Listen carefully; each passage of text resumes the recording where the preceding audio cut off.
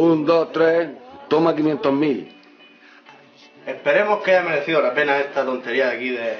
Estamos aquí reunidos en este martes comparable bajo la lluvia de Lorca vestido de huertano, aquí mi amigo Juanjo vestido de farmacéutico. Espero que esto vaya bien pago. Promocionando los productos de Optical, de Omega Pharma, por si alguien no lo ha visto, para la farmacia. Bueno, yo me voy. Menos mal que esta tarde está lloviendo y no ha venido nadie, porque si entra en la farmacia y se lo encuentra vestido de huertano, nos pegan 7 tiros.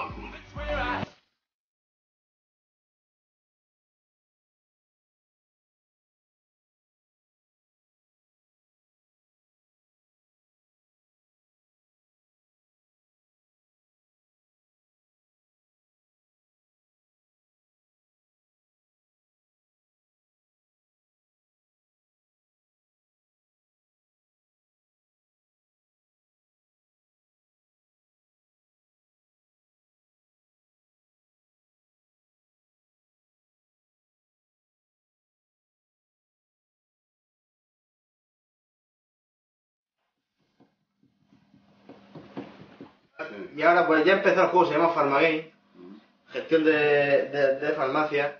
Que te ríes. Y que se me ha quedado un pedazo de pie. Vete cuando vayas a pisar los cordones, vamos. Ponte aquí. Empieza por lo de Cofares, y el otro ya saltatelo.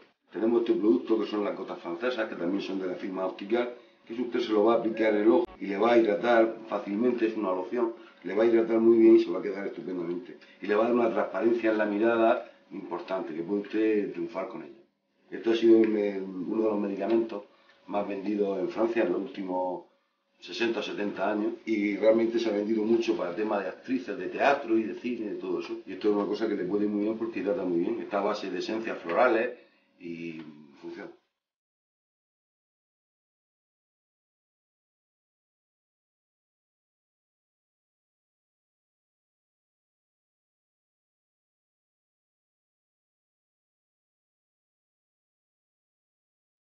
Venga, a ver si sale Paco.